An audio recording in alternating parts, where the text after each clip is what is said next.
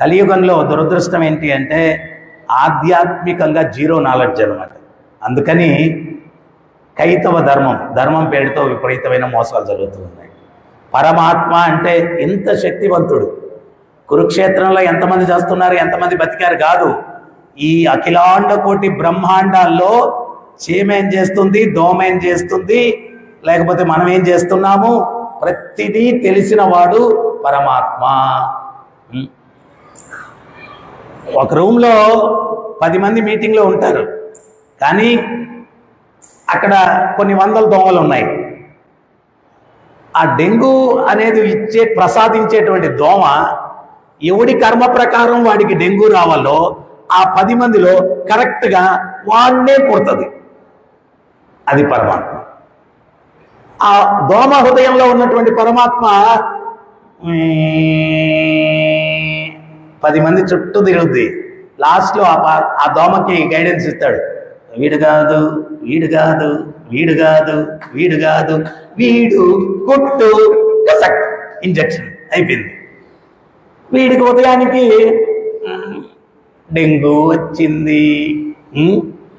ఇది పరమాత్మ నెట్వర్క్. పరమాత్మకి అంత తెలుసు, వాడు చేసుకున్న కర్మను బట్టి 10 మందిలో ఎవడు. అందుకనే ఆచార్యులు ఏం చెప్తారంటే 1000 గోవులు ఉన్నా కానీ గోశాలలో ఆ 1000 దూడలుంటే ఆ 1000 దూడల్ని వదిలిపెడితే ఏ తల్లి దగ్గరికి ఆ దూడే వెళ్తుంది అనమాట. మిస్ మ్యాచ్ అవ్వదు. ఆడ 1000 ఉన్నాయి, వేరే అమ్మ దగ్గరికి ఇంకో దూడ వెళ్ళిపోదు, దాని అమ్మ దగ్గరికే వెళ్తుంది ఆ దూడ, అన్ని గోవులు ఉన్నా కానీ. అది చెప్పి ఆచార్యులు ఏం చెప్తారంటే ఎవడు కర్మ చేసుకున్నాడో వాడి దగ్గరికే వెళ్తుంది ఆ కర్మ.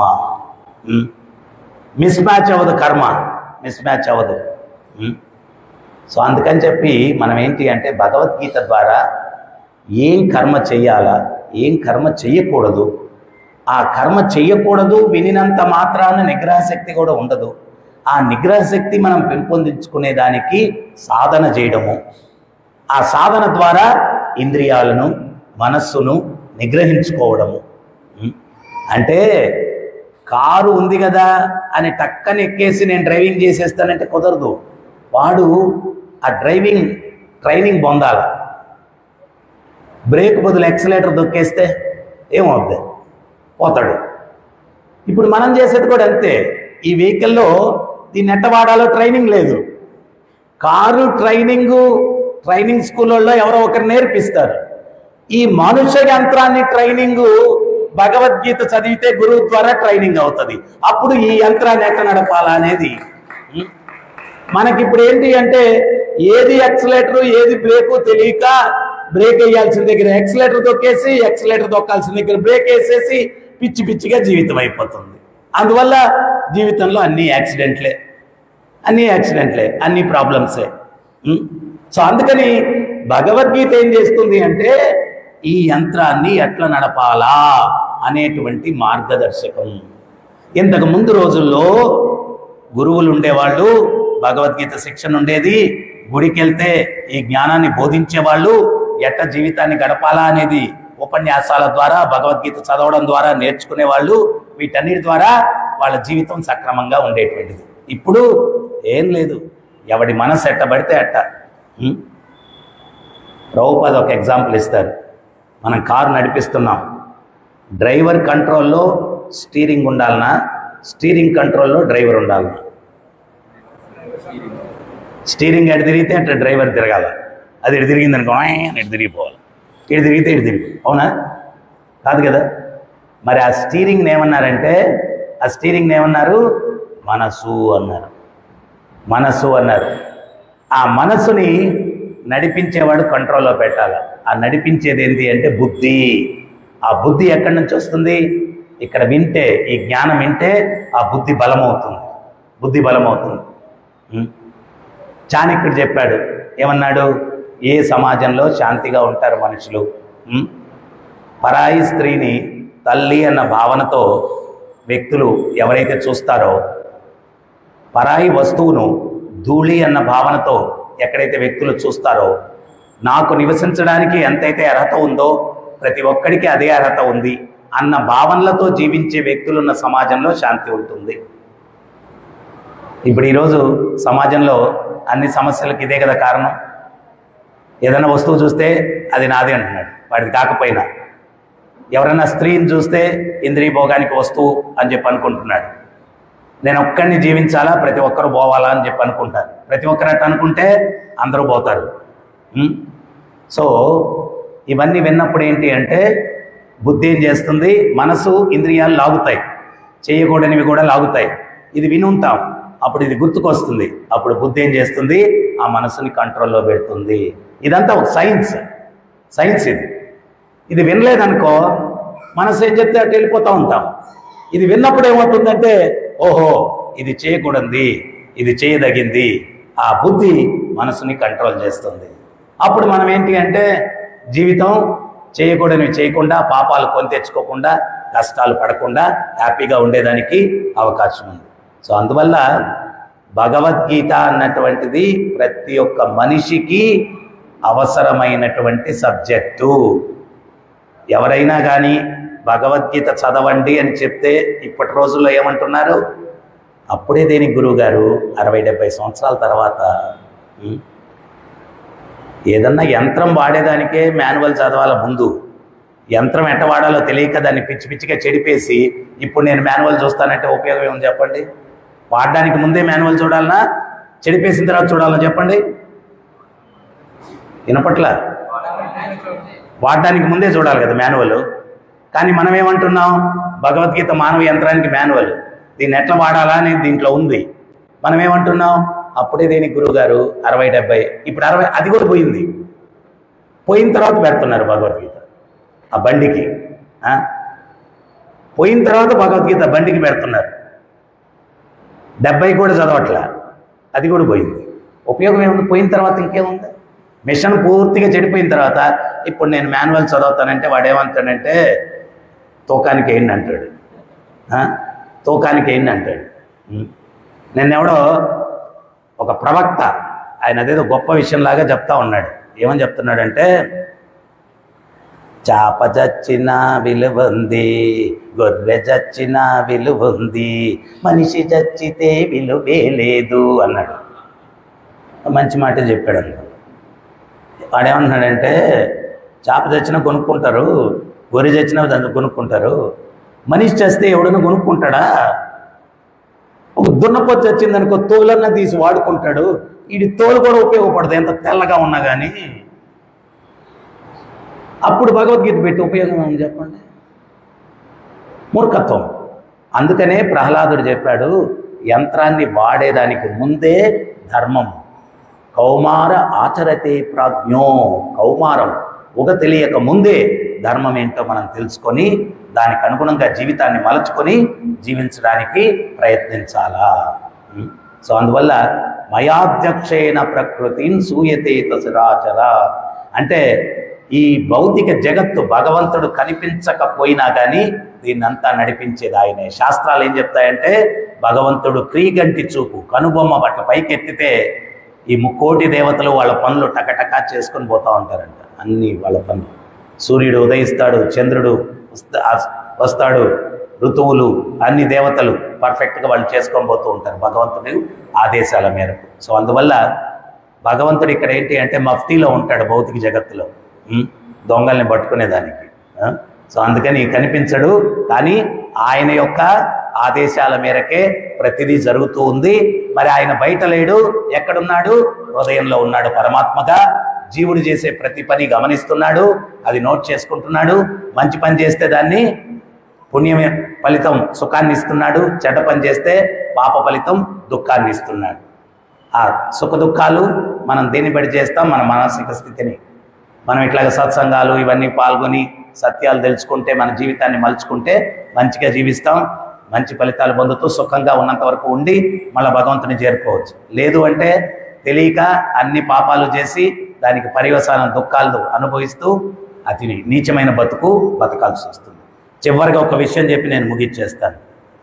రామాయణంలో మీరందరూ కూడా వినుంటారు, రావణాసురుడు ఇంకా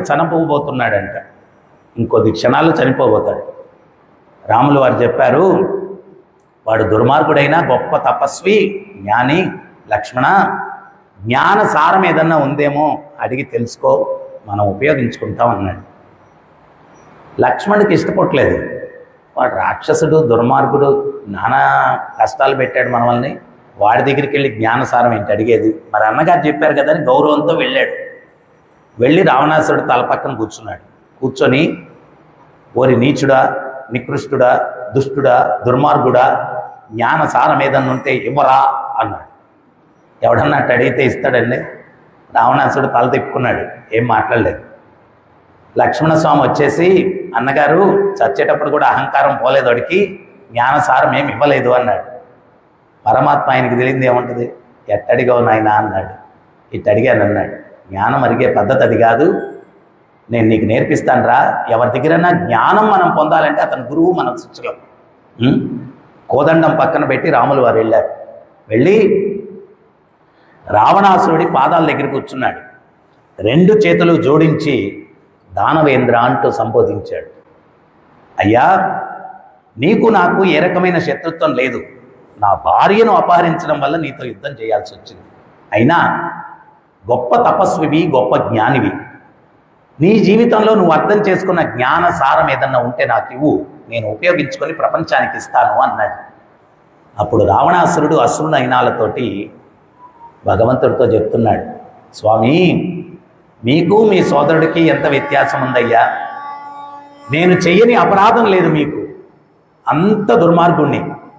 అటువంటి నా దగ్గరికి వచ్చి నా పాదాల దగ్గర కూర్చొని దేవదేవుడు అంటారు మిమ్మల్ని, ధర్మానికి ప్రభు అంటారు, నన్ను జ్ఞానసారం అడుగుతున్నారంటే మీ మహోన్నత హృదయానికి వేరే తార్కాణం ఏముందయ్యా అన్నాడు. అయినా జీవితం చివరి దశలో ఉన్నాను, పెద్ద పెద్ద ఉపన్యాసాలు ఇవ్వలేదు. నేను అర్థం చేసుకున్న జ్ఞానసారం ఒక్కటే, మనిషి మంచి పనులు చేసి సుఖంగా జీవించడానికి ఉత్సాహపడడు, చెడ్డ పనులు చేసి దుఃఖాలు కొని తెచ్చుకునేదానికి బాగా ఉత్సాహపడతాడు. ఈ మాట బాగా వినండి. చెడ్డ పనులు చేసి దుఃఖాలు కొని తెచ్చుకునేదానికి. ఈరోజు దుఃఖాలన్నీ కొనుక్కుంటాం మనం. మద్యం కొనుక్కొని తాగుతాడు, క్యాన్సర్ వస్తుంది, కొన్నాడు కదా దుఃఖం. మాంసం కొనుక్కొని తింటాడు, క్యాన్సర్ వస్తుంది, దుఃఖాన్ని కొన్నాడా? జోదం ఆడతాడు, ఆస్తి పోగొట్టుకుంటాడు, దుఃఖాన్ని కొన్నాడా? రావణాసురుడు అన్నది ఎంత సైన్స్ అది. దుఃఖాన్ని కొని తెచ్చుకుంటాడు, దుఃఖాన్ని కొని తెచ్చుకుంటాడు. సుఖంగా జీవించడానికి, మంచి పనులు చేయడానికి ఉత్సాహపడ్డా. నేను అర్థం చేసుకున్న జ్ఞానసారం ఇదే.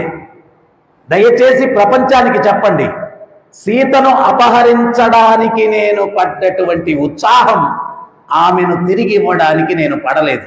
దాని పర్యవసానం నాకు, నా వంశానికి, నా పరివారానికి ఎటువంటి దుస్థితి. అందరూ చచ్చారు, అందరూ చచ్చారు, నీచమైన చావు. ప్రపంచానికి చెప్పండి, మంచి పనులు చేయడానికి ఉత్సాహపడమని చెప్పండి, చెడ్డ పనులు చేయడానికి ఉత్సాహపడద్దని చెప్పండి. ఇదే నేను అర్థం చేసుకున్న జ్ఞానసారం. ఇదే నేను అర్థం చేసుకున్న జ్ఞానసారం. ఈరోజు మనం బీటెక్లు, ఎంటెక్లు, ఎంబీబీఎస్లు, ఏదేదో డబల్ డిగ్రీలు, త్రిబుల్ డిగ్రీలు, సింపుల్ నాలెడ్జ్ మనకు అర్థం కావట్లేదు. ప్రభుత్వ నియమాలు ఉన్నాయి, వాటిని ఉల్లంఘిస్తే ప్రభుత్వం శిక్షిస్తుంది. ప్రకృతి నియమాలు ఉన్నాయి, ఆ ప్రకృతి నియమాలకు విరుద్ధంగా నడుచుకుంటే ప్రకృతి శిక్షిస్తుంది. Ignorant of law is no excuse. నాకు చట్టం తెలియదండి, అందువల్ల హత్య చేశాను, సన్మానం చేయండి అంటే ఎవ్వరు ఒప్పుకోరు.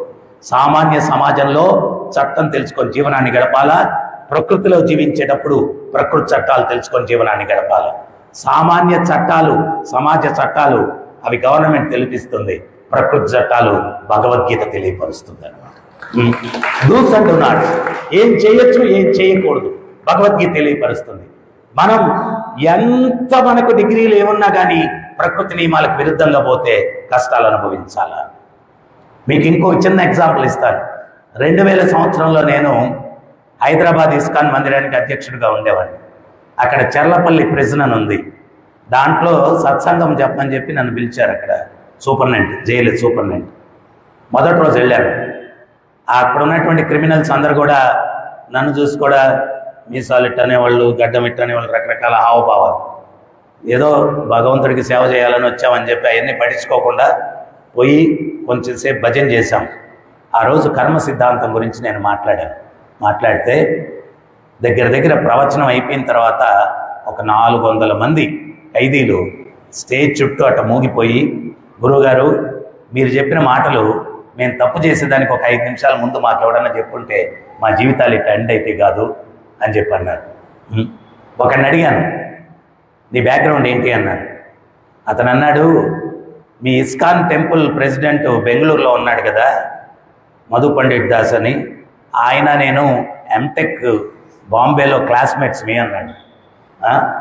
ఇంకొకడు ఎంబీబీఎస్ చదివాను అన్నాడు, ఇంకొకడు ఫిల్మ్ ప్రొడ్యూసర్ అన్నాడు, ఇంకొకడు కాంట్రాక్టర్ అన్నాడు. రకరకాల బ్యాక్గ్రౌండ్స్. వాళ్ళెవ్వరూ వాళ్ళ జీవితంలో చదువుకునేటప్పుడు చిన్నప్పుడు మన జీవితాలు ఇట్లా ఎండ్ అవుతాయి అని చెప్పి అనుకోలే. కానీ వాళ్ళ జీవితానికి ఒక మార్గదర్శకం అన్నటువంటిది లేని దానివల్ల పిచ్చిగా జీవితాలు గడిపేసి వాళ్ళ జీవితాల్ని దుర్భరం చేసుకున్నారు. అదే వాళ్ళ జీవితాల్లో వాళ్ళ తల్లిదండ్రులు ఈ భగవద్గీత జ్ఞానాన్ని చిన్నప్పటి నుంచి తెలియపరుచుంటే వాళ్ళ జీవితాలు బంగారుగా ఉండేటివి. మా నాన్నగారిని చూశాను. ఆయన చాలా ప్రిన్సిపల్డ్ వ్యక్తి.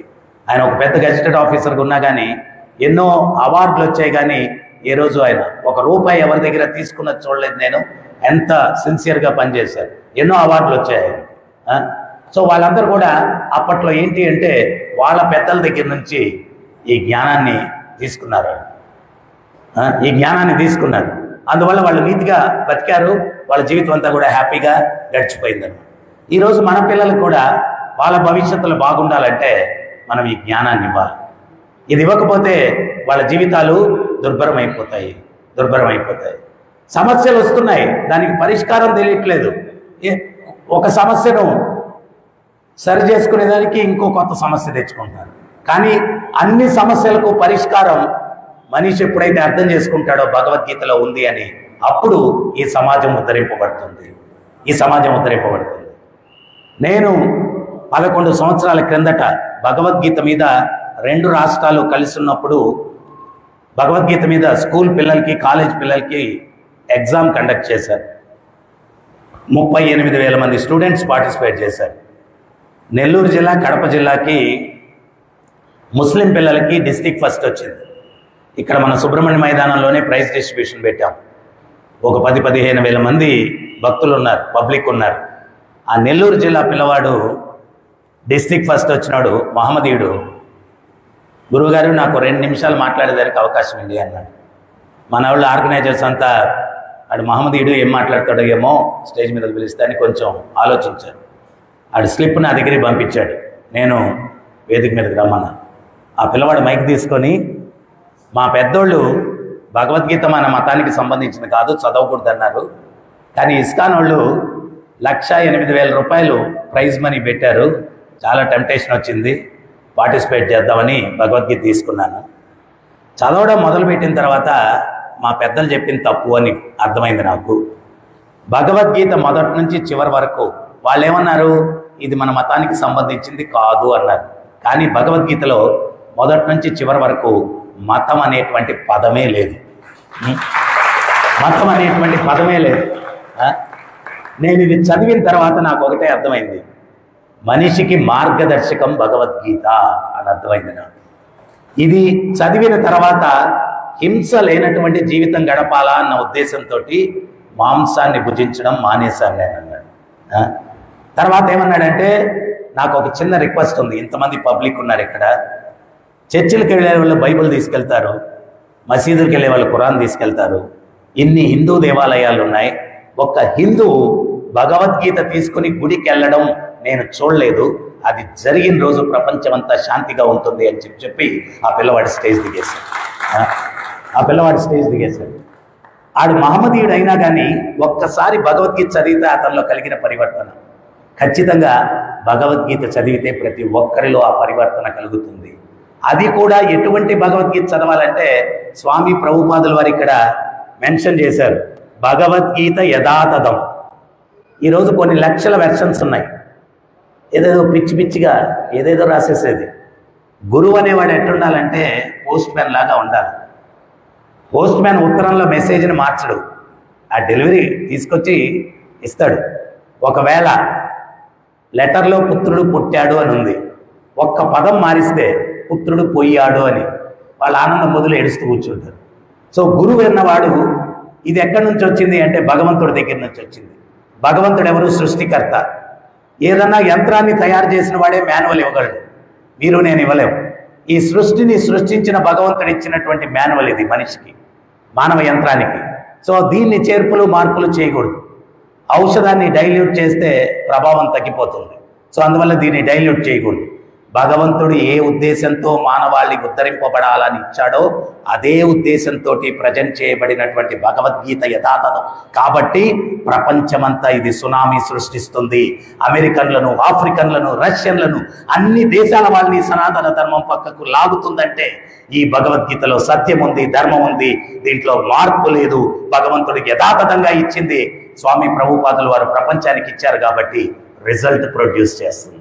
అందుకని ఈ భగవద్గీతను చదవండి. ఎంత మనం నీతి ధర్మం గురించి విన్నా కానీ మనసును నిగ్రహించుకోకపోతే ఉపయోగం లేదు. ఇటువంటి ప్రవచనాలు విన్నప్పుడు మనం కూడా చాలా బాగుండాలా, పద్ధతిగా ఉండాలా. బయటకు వెళ్ళిపోయి ఒక సినిమా వాళ్ళు పోస్తారు చాలు, ఒక తోక వంకర అని మళ్ళీ చైతన్యం వంగిపోద్ది అనమాట.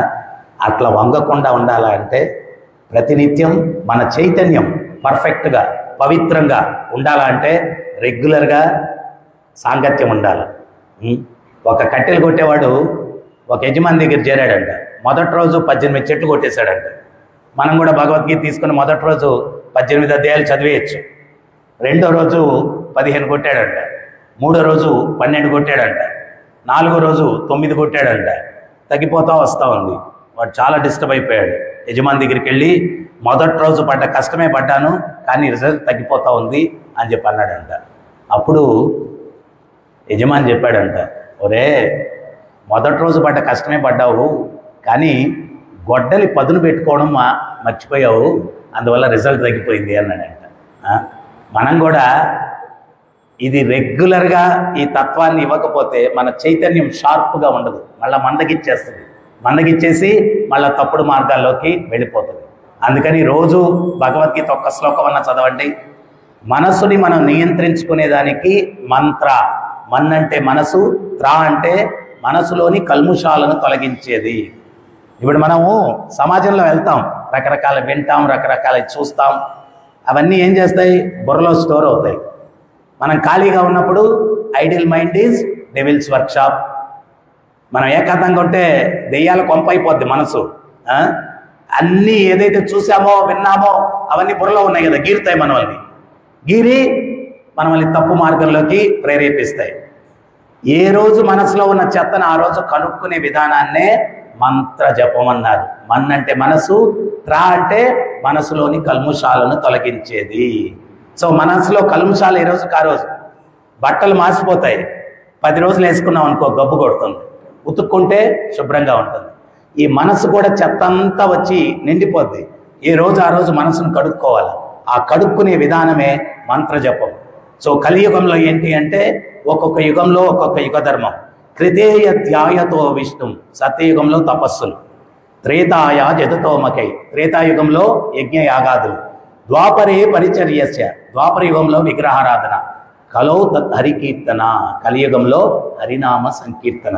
ఆ మనసుని పవిత్రంగా ఉంచుకునేదానికి, మోక్షాన్ని పొందడానికి మార్గం ఏంటి అంటే హరినామాన్ని జపించడం.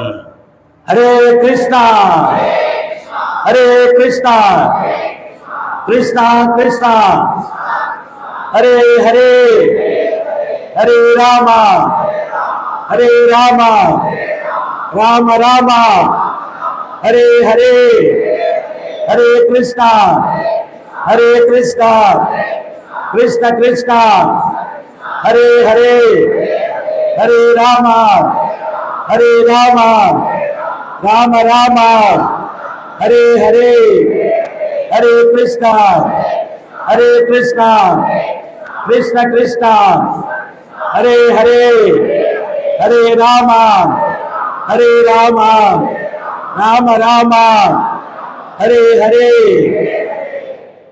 స్వామి ప్రభుపాదులు వారు ఒక విషయం చెప్పారు. ఏం చెప్పారంటే